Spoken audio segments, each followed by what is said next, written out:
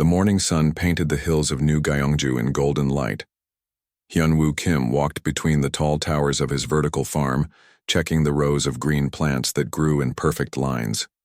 The air smelled sweet from the flowering crops and fresh from the gentle breeze that came from the crystal blue lake nearby.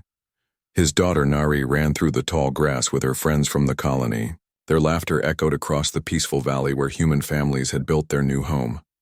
The children played games of hide and seek among the silver trees that grew naturally on this world. These trees had leaves that sparkled like diamonds when the wind moved through them. Hyunwoo smiled as he watched his daughter play. 3 years ago they had left Earth looking for a better life.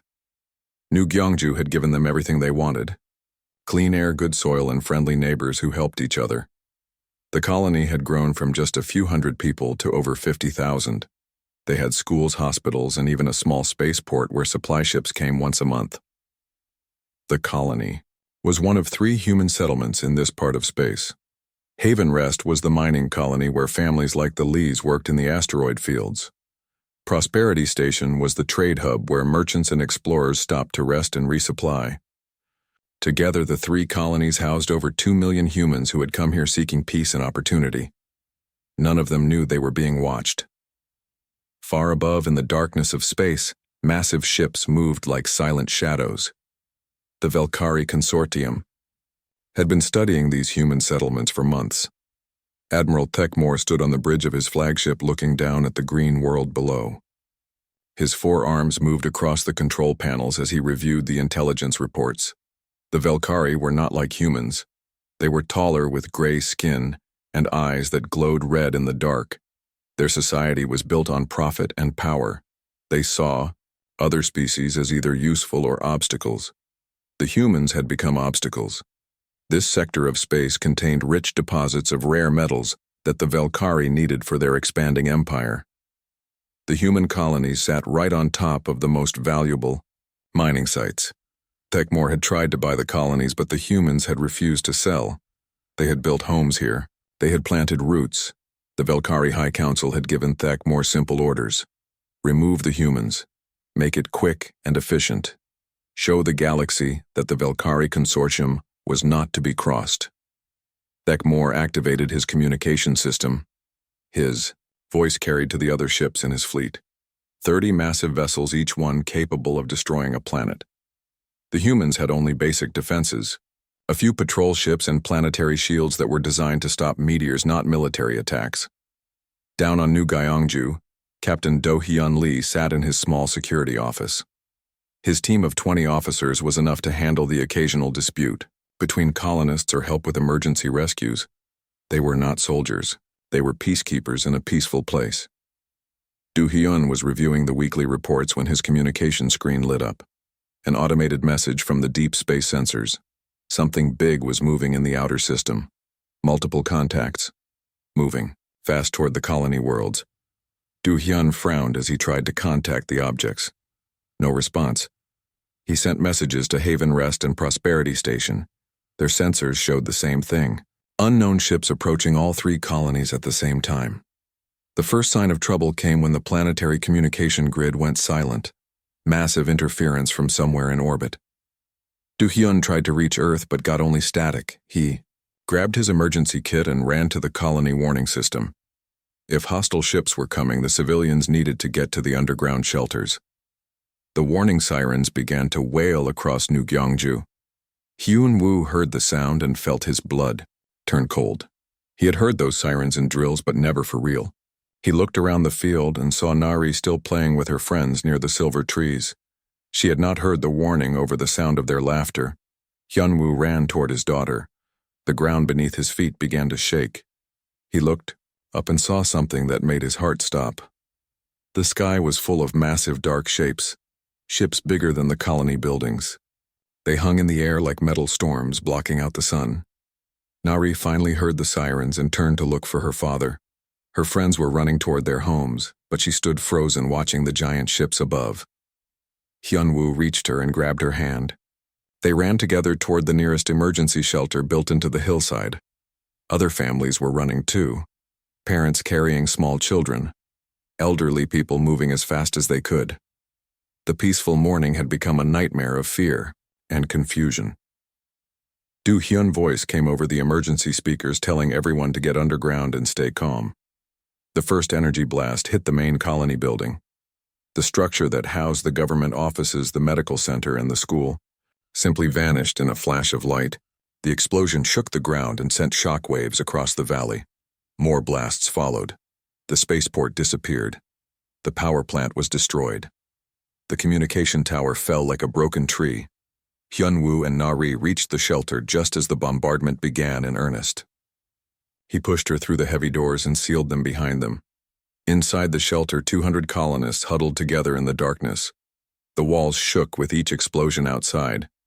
The lights flickered and went out. The Valkyrie attack was not random. It was systematic. Thekmor watched from orbit as his ships targeted every human structure with cold efficiency. Factories, farms, homes, schools, hospitals. Everything that made these worlds livable was being erased. The planetary shields had lasted only minutes against the advanced Valkyrie weapons. Do Hyun managed to get one final message out before his command post was hit.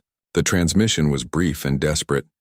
It carried the sound of crying children, the thunder of orbital bombardment, and his last words about civilians trapped in underground shelters. The message shot out into space on an emergency frequency, hoping to reach anyone who could help. But help was very far away. The Valkyrie bombardment continued for 6 hours. When it finally stopped, 3 thriving worlds had been turned into smoking ruins. The silver trees of New Gyeongju were ash. The crystal blue lake had boiled away. The vertical farms were melted metal, and the laughter of children was replaced by silence. Thekmor reviewed the damage reports with satisfaction. The operation had been quick and efficient. No Valkyrie casualties. Minimal ammunition used.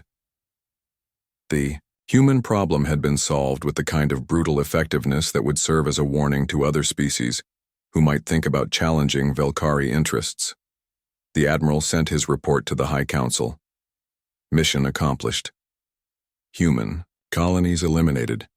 Sector cleared for mining operations. He recommended similar actions against other primitive species who had settled in valuable territories. What Thekmor did not know was that his message to the High Council was not the only transmission leaving the system. Do Hyun, final desperate call for help had reached the outer colonies. From there, it would travel through the human communication network, eventually reaching Earth itself. The Valkyrie thought they had eliminated a pest problem.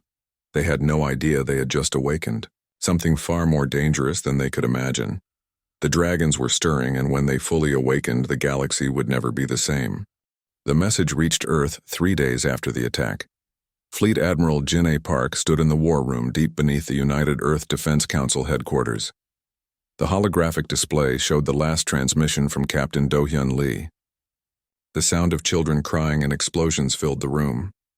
When it ended, silence fell like a heavy blanket. Jinny had fought in the border wars 20 years ago. She had seen death and destruction before, but this was different. This was the systematic murder of innocent families. Children who had been playing in fields of silver trees. Farmers who had never hurt anyone. Teachers, doctors, shopkeepers, all reduced to ash in a matter of hours. The other admirals and generals around the table looked at the casualty reports. 2 million humans dead. 3 entire worlds turned into graveyards. The numbers were too big to understand. Each number represented someone who had laughed and loved and dreamed of a better future. President Tae-sung Choi entered the room. His face was stone, but his eyes burned with quiet fury. He had been elected on a platform of peace and exploration. Now he faced the worst attack on humanity in its history. The galaxy was watching to see how Earth would respond. Messages had already come from other alien governments. The Andorian Republic sent their thoughts and prayers. The Centauri Alliance suggested diplomatic talks. The Rigel Federation offered to mediate a peaceful solution. All of them spoke of restraint and measured responses. Jin A crushed the diplomatic messages in her fist. Restraint was for conflicts between civilized species. The Valkyrie had chosen genocide. They had murdered children in their beds and farmers in their fields. There would be no restraint in humanity's response. President Choi activated the emergency broadcast system. Every human world, every colony, every ship in space received his message. His voice was calm and steady, but underneath was steel, harder than diamond. Fellow humans, today we mourn, tomorrow we act. The Valkyrie Consortium has shown us what they think of human life. They have shown the galaxy what happens to peaceful colonies that stand in their way. Now we will show them why older civilizations call us dragons. The effect was immediate and overwhelming. On factory worlds, production lines that made civilian goods stopped. Within hours, they were retooling to build weapons and warships. On mining colonies, workers doubled their shifts to produce the metals and materials needed for war. On agricultural worlds, food production increased to feed the massive military mobilization that was beginning. Engineer Minho Seo worked without sleep in the orbital shipyards above Mars. His team was converting civilian cargo ships into weapons of war. The conversion process was brutal and efficient. Luxury passenger liners became troop transports. Mining ships became assault vessels. Even small exploration craft were fitted with weapons and shields. Dr. So Young Han led the xenobiology research team at the University of New Geneva. She had spent her career studying alien life forms with curiosity and respect. Now she studied Valkyrie biology, looking for weaknesses. Her team analyzed every piece of intelligence about Valkyrie physiology, psychology, and military doctrine. They would find ways to hurt the enemy in ways the enemy could not imagine. But the most important change was something deeper, something that had been sleeping in human DNA since their ancestors hunted across the African plains. The same instinct that had driven humans to cross oceans and explore space was now focused on one goal: hunt the enemy. Never stop, never give up, never let them rest. General Staff began implementing Protocol 7. This was a theoretical military doctrine that had been developed after the border wars but never used. It was designed for one specific scenario: total war against a species that had committed genocide against human civilians. Protocol 7 was not just about building weapons and ships. It was about transforming human civilization into a single, coordinated weapon. Every factory, every laboratory, every training facility would work toward one goal: the complete destruction of any species that murdered human children. Captain Sung Min Park oversaw construction of the new flagship. It was not just a warship. It was a monument to the dead and a promise to the living. The ship was painted black as space and covered with the names of every person who had died in the colony attacks. 2 million names written in silver letters that gleamed like stars. The ship was called New Gyeongju's Fury. It would carry humanity's anger to the heart of Valkyrie space.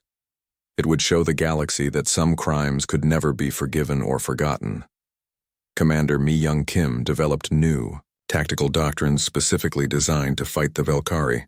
Human military theory had always focused on defense and protection. Now it was focused on attack and annihilation. Every strategy, every weapon, every training program was designed to kill Valkyrie as efficiently as possible. The mobilization continued for 6 months. Shipyards that had built one vessel per month now launched one per day. Military academies that had graduated a few hundred officers per year now graduated thousands.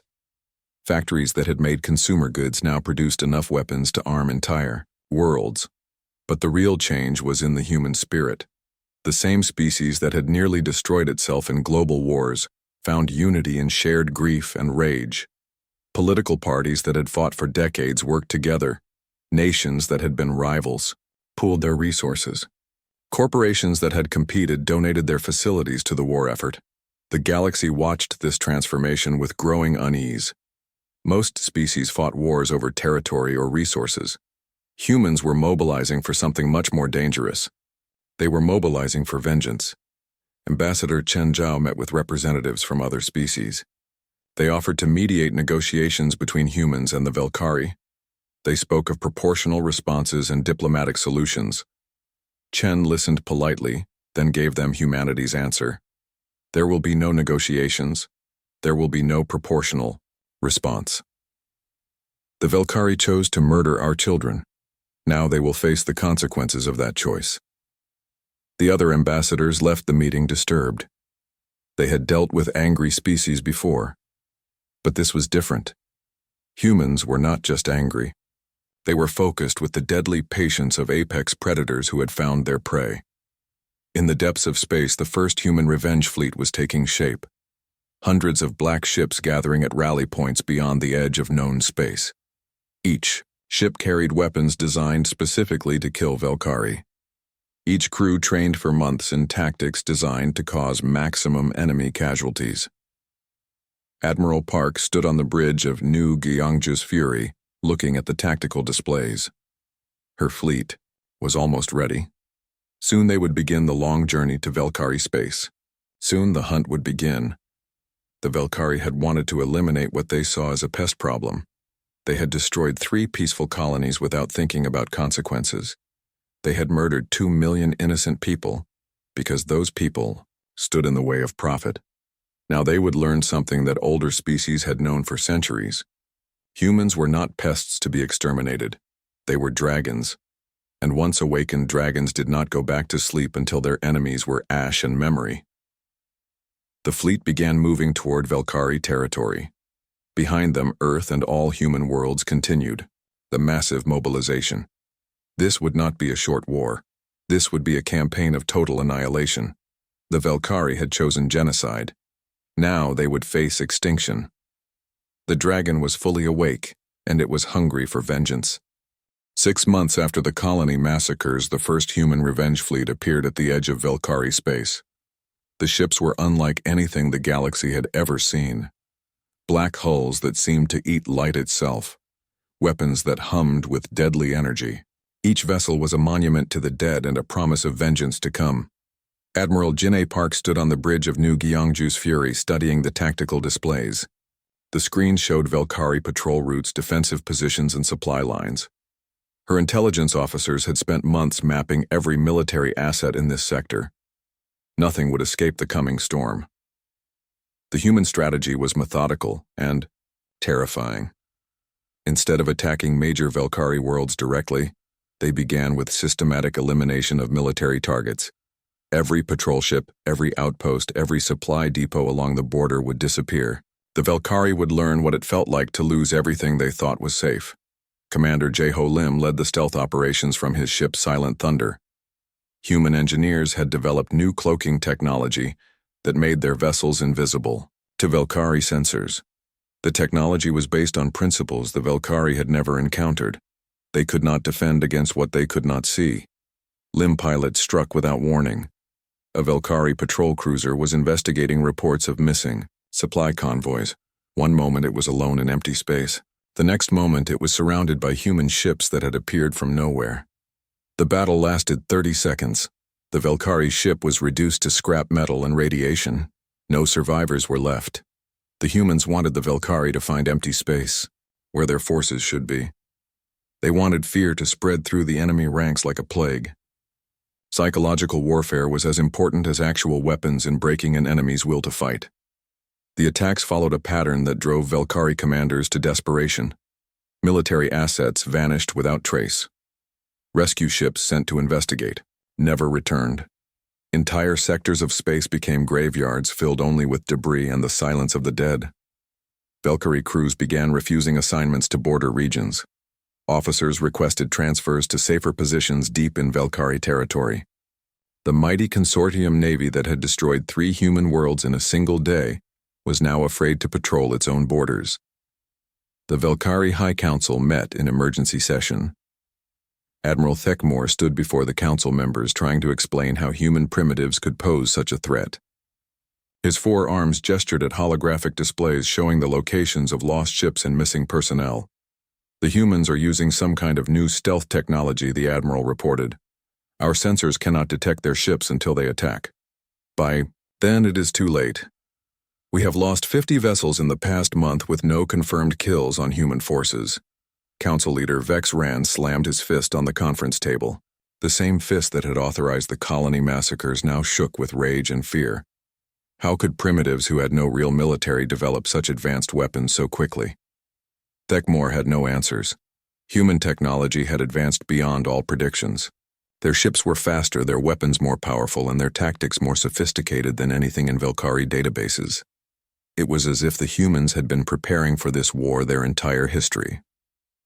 Lieutenant Ga Un-yoon operated deep behind enemy lines aboard her infiltration vessel Shadow Walker. Her mission was intelligence gathering, but she had become something much more dangerous. She had become the eyes and ears of human vengeance. Yoon had infiltrated Velkhari communication networks using captured equipment and advanced human computer systems. Every message, every order, every status report that passed through Velkhari military channels was copied and sent to human command. The Velkhari were fighting an enemy who knew their every move before they made it. The intelligence Yoon gathered revealed the true scope of Velkhari military operations. Mining fleets protected by automated defense platforms. Industrial centers that produced weapons and ships. Command bases that coordinated military operations across dozens of star systems. All of it would burn. Admiral Park studied the intelligence reports in her ready room. The data showed that Velkhari society depended heavily on automated systems. Their mining operations used robot ships to extract resources from asteroid fields. Their factories used artificial intelligence to build weapons and equipment. Their entire economy was vulnerable to the right kind of attack. Park smiled for the first time since receiving news of the colony massacres. The Velkhari had made their entire civilization dependent on technology they thought was superior. They were about to learn that human hackers could turn their own systems against them. The first major engagement occurred when Admiral Thekmore personally led a battle group to hunt down the human raiders. His intelligence officers had detected what appeared to be a small human scouting force in the Kronos sector. Thekmore was confident that his numerical advantage would finally give him a victory. The Velkhari battle group consisted of 12 heavy cruisers and 40 escort vessels. Against them was a single human ship that seemed to be conducting reconnaissance. Thekmore ordered all ships to converge on the target. He wanted to capture human prisoners who could provide information about their technology. What Thekmore did not realize was that he had walked into a carefully prepared trap. The single human ship was bait. Commander Lim had positioned his stealth fleet throughout the system, waiting for the Velkhari to commit their forces. When Thekmore's ships moved to attack, the human fleet revealed itself. 50 human warships decloaked simultaneously. They had been waiting in position for hours, studying Velkhari tactics and weapon systems. The trap was sprung with deadly precision that left no room for enemy escape or survival. The battle was brief and decisive. Human weapons designed specifically to counter Velkhari shields and armor tore through the enemy formation like hot knives through ice. Velkhari ships exploded in brilliant flashes of light that lit up the darkness of space. In 10 minutes, a force that had seemed overwhelming was reduced to wreckage and corpses. Thekmore's flagship was disabled but not destroyed. The humans wanted prisoners who could spread word of what had happened. They wanted survivors who could return to Velkhari space carrying tales of human power and Velkhari weakness. When rescue ships finally reached the battle site, they found Thekmore alone in an escape pod. His entire fleet was gone. 52 ships and 30,000 personnel had been destroyed by an enemy they could barely understand. The admiral who had destroyed 3 human worlds was now a broken shell of his former self. The psychological impact of the battle spread through Velkhari military ranks like wildfire. If Admiral Thekmore and his best ships could be destroyed so easily, what hope did anyone else have? The humans were not just winning battles. They were destroying the enemy will to fight. Admiral Park received the battle reports with grim satisfaction. The hunt had begun in earnest. Soon the Velkhari would learn that genocide carried a price higher than they could ever imagine paying. The war escalated as news of human capabilities spread throughout Velkhari space. What had once been confidence became fear, then terror. Captain Young-Soo Kwan led boarding operations on captured Velkhari vessels. His Marines moved through enemy ships like deadly shadows, searching for intelligence and prisoners. What Kwan teams discovered in the ship's databanks made their blood boil with rage. Detailed records of the colony bombardments showed the systematic nature of the attack. Casualty estimates that reduced human lives to numbers on a screen. Most damning of all were recordings of Velkhari officers celebrating what they called successful extermination. The recordings showed Velkari commanders toasting their victory over primitive humans. They laughed about the ease of destroying undefended colonies. They made jokes about human children crying in underground shelters. The videos were sent to every human ship in the fleet. The enemy had documented their own war crimes. Dr. So Young. Han xenobiological research finally paid off when she discovered a unique vulnerability in Velkari physiology. Their hearing was far more sensitive than human ears. Specific sonic frequencies could cause severe disorientation and unconsciousness in Velkari without permanent damage. Working with engineer Minho Seo Han developed sonic weapons that could incapacitate entire Velkari crews without damaging their ships. The weapons used sound waves that passed through ship hulls and affected only Velkari nervous systems. Humans were completely unaffected by the frequencies. This breakthrough allowed human forces to capture Velkari vessels intact. The captured ships provided access to advanced alien technology and detailed intelligence about military operations. More importantly, they could be studied to develop even more effective weapons against their former owners. The tide of war shifted dramatically when humans began deploying their Dragon Protocol. This was coordinated fleet action that demonstrated the true extent of human military capability. Admiral Park forces did not just defeat Velkari fleets. They systematically dismantled the entire Velkari military infrastructure. Supply lines that had operated safely for centuries were cut by human raiders. Shipyards that had built vessels for the Velkari Navy were reduced to molten metal by human weapons. Entire star systems were blockaded, preventing any military traffic from entering or leaving. The psychological impact on Velkari society was profound. Major He Jin Cha led ground operations on captured Velkari worlds. Her report showed that enemy civilians were fleeing en masse from border regions. The Velkari public, who had barely noticed the destruction of human colonies, were now experiencing the terror of war themselves. Human forces demonstrated something that confused and frightened the Velkari more than random destruction would have. Despite their overwhelming anger, humans strictly targeted military assets and avoided civilian casualties. This disciplined approach showed an enemy guided by principles even in their darkest hour. Velkari civilians found themselves protected by the same human soldiers who had destroyed their military. Human medical teams treated wounded Velkari. Human engineers repaired civilian infrastructure damaged in the fighting. The dragons showed mercy to the innocent while reserving their wrath for the guilty. Colonel Dae Jung-shin intelligence reports revealed that the Velkari High Council was fracturing under pressure. Some members wanted to negotiate a surrender. Others wanted to flee to distant territories beyond human reach. A few extremists wanted to deploy planet-killer weapons against Earth itself in a final desperate gambit. The humans prepared for all contingencies, but they were particularly ready for the extremist option. Earth defenses had been upgraded with the most advanced weapons humanity could build. If the Velkari wanted to attack the human homeworld, they would find it had become the most heavily defended planet in the galaxy. Admiral Park received authorization to implement the final phase of Protocol 7 if the Velkari escalated to attacks on civilian targets. The protocol included complete destruction of Velkari military capability and occupation of their core worlds. It was total war with no possibility of Velkari recovery. The breaking point came when Velkari extremists launched a surprise attack on human civilian shipping. 3 cargo vessels carrying medical supplies to refugee colonies were destroyed without warning. The ships carried doctors and nurses trying to help displaced colonists. All aboard were killed, including children being evacuated to safety. This attack crossed the final line that humans had drawn. Military targets were one thing. Attacks on civilians providing humanitarian aid were something else entirely.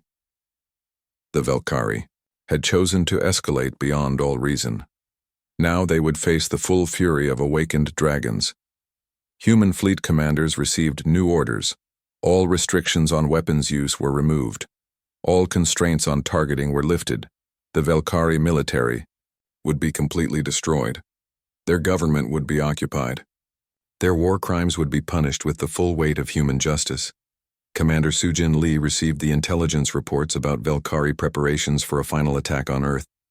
Her deep space monitoring stations detected massive fleet movements toward the Sol system. The enemy was gambling everything on one last desperate strike at the human homeworld. Lee smiled as she reviewed the defensive preparations. The Velkhari were about to make the same mistake that had started this war. They thought humans were weak. They thought Earth was vulnerable. They were about to learn how wrong they could be. The Velkhari attack fleet consisted of every surviving warship in their navy. Over 200 vessels armed with their most powerful weapons. The fleet commanders believed that destroying Earth would break human will to fight. They thought humans would surrender if their homeworld was threatened. The attack began when Velkhari ships dropped out of hyperspace at the edge of the Sol system. They expected to find minimal defenses and civilian targets. Instead, they found something that made their sensors scream warnings. Earth was surrounded by the largest defensive fleet in human history. Over 500 human warships waited in formation around their homeworld. Orbital weapons platforms bristled with enough firepower to sterilize planets. The moon had been converted into a massive fortress, bristling with defensive systems. Mars held shipyards that could replace any losses in real time. The battle for Earth lasted exactly 17 minutes. The Velkhari fleet that had taken months to assemble was destroyed so quickly that most ships never had time to fire their weapons. Human defensive systems turned the attacking force into expanding clouds of superheated gas and twisted metal. Not a single Velkhari ship survived to return home. Not a single human vessel was lost in the engagement. The attack that was supposed to break human resistance instead provided the final justification for what came next. Admiral Park received the transmission she had been waiting for. Earth Defense Command authorized implementation of the final phase of Protocol 7, the complete destruction of Velkhari military power and the occupation of their core worlds. The dragons were fully unleashed. The campaign that followed would be remembered as the most one-sided military action in galactic history. Human fleets, now numbering in the thousands, swept through Velkhari space like an unstoppable tsunami of vengeance. The enemy military simply collapsed under the weight of human superiority and righteous anger. The hunt was nearly over. Soon, the dragons would claim their final victory. The final phase began with the complete collapse of Velkhari military resistance. Human fleets swept through their space, encountering only scattered remnants of what had once been a mighty navy. The ships that had murdered 2 million innocent colonists were now scrap metal drifting in the void between stars. General Chanho Park led the ground invasion of the Velkhari homeworld. His forces landed at strategic points across the planet, meeting minimal resistance. The Velkhari military had lost the will to fight. Their government was in chaos. Their people were terrified of the humans who had proven unstoppable in battle. But what happened next surprised the galaxy. Instead of the brutal occupation everyone expected, human forces began providing aid to Velkhari civilians. Medical teams treated the wounded. Engineers repaired damaged infrastructure. Food distribution centers were established to feed displaced populations. The dragons had shown their terrible power. Now they would show something even more impressive. They would show mercy to those who did not deserve it. Admiral Thekmor sat in a detention cell aboard the human flagship. The architect of the colony massacres expected to be executed for his crimes. Instead, he found himself facing something worse than death. He would live to see the consequences of his actions and spend the rest of his life trying to atone for them. Judge Advocate Min Seo Kim presided over the War Crimes Tribunal. The evidence against Thekmor and his co-conspirators was overwhelming. Video recordings of the bombardments, audio files of orders to target civilian shelters, communication logs showing celebration after the attacks. The galaxy watched as humans demonstrated something unprecedented in galactic history. Complete military victory followed by measured justice. The humans could have exterminated the Velkhari species entirely. Instead, they chose reconstruction and rehabilitation. Thekmor received a sentence of life imprisonment on a prison world, where he would spend his remaining years helping to rebuild the human colonies he had destroyed. His fellow war criminals received similar sentences. They would live, but they would never be free. They would work until they died to repair the damage they had caused. The surviving Velkhari leadership was brought before President Choi, who had traveled from Earth to oversee the occupation. They expected harsh terms and brutal punishment. Instead, they found something that confused them more than cruelty would have. The humans offered the Velkari a choice. They could accept human oversight and work to rebuild their society along more peaceful lines, or they could be relocated to distant worlds far from any other species. The choice was theirs, but there would be no third option. Most Velkari chose to stay and work with their former enemies. The alternative was exile to empty worlds with no hope of ever returning home. They would learn to live under human guidance, or they would live alone in the darkness between stars. Dr. Han established xenological research stations throughout former Velkari territory. But these were not facilities for studying alien specimens.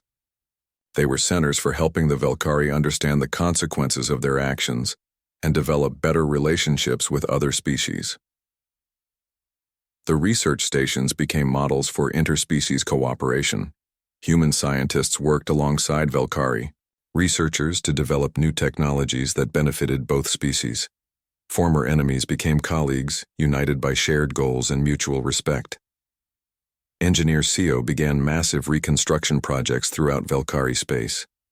New colonies were built that served as monuments to the dead, while providing homes for both human survivors and displaced Velkari civilians.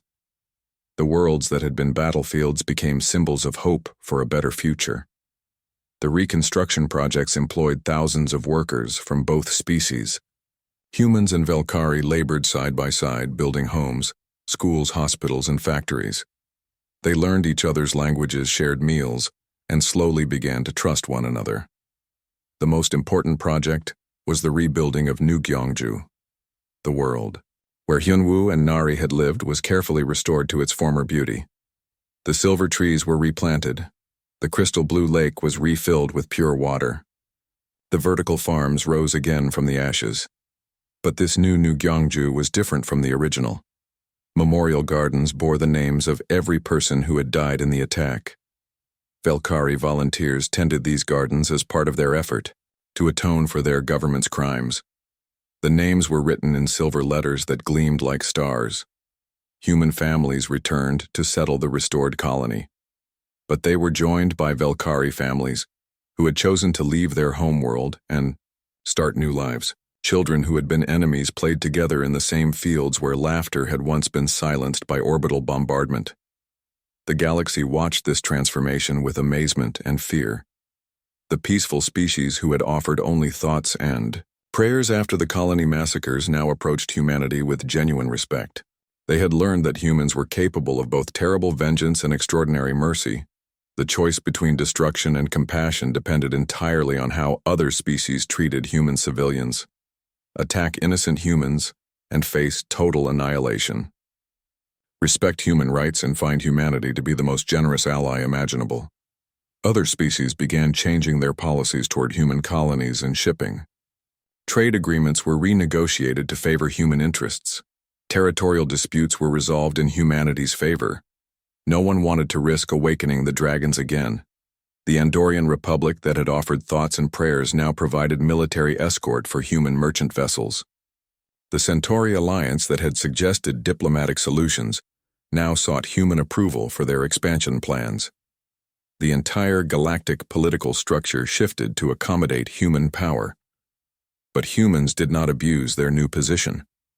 They used their influence to promote peace and cooperation between species. Wars that had raged for centuries were mediated by human diplomats. Trade disputes were resolved by human arbitrators. The dragons had become protectors of galactic civilization.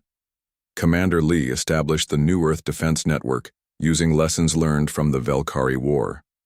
Deep space monitoring stations watched every corner of human territory. Rapid response fleets could reach any threatened colony within hours. Never again would human civilians die while help was too far away. The memorial on New Gyeongju became a pilgrimage site for beings from across the galaxy. They came to see the names of 2 million humans who had died simply because they stood in the way of alien greed. They came to understand the price of attacking innocent people. The memorial gardens were tended by both human and Velkari volunteers. Former enemies worked together to keep alive the memory of those who had died, and the hope for those who were yet to be born. Children from both species played among the flowers that grew from soil watered by tears of grief and hope. Admiral Park, stood in the memorial garden on the anniversary of the attack. Around her were the faces of survivors and the children of former enemies. The silver trees sparkled in the sunlight. The crystal blue lake reflected the peaceful sky. The dragons had returned to their rest, but the galaxy remembered what happened when they were awakened. Peace reigned across known space, not because of fear alone, but because of understanding. Respect for human life had become the foundation of galactic civilization. In the distance, children laughed as they played among the memorial flowers. There, laughter echoed across the valley where silence had once ruled. The dead were remembered, but life continued. The future was bright with the promise of species learning to live together in harmony. The dragon slept, but it was no longer alone. Around it had grown a garden where former enemies tended flowers and children of all species played together under alien suns. This was the true victory. Not the destruction of enemies, but the creation of friends from the ashes of war. The memorial bore a simple inscription in the languages of a dozen species. Here died innocence. Here began understanding. Here grows hope for tomorrow. The words were written in silver letters that gleamed like stars against the dark stone. The dragon's dreams were peaceful now.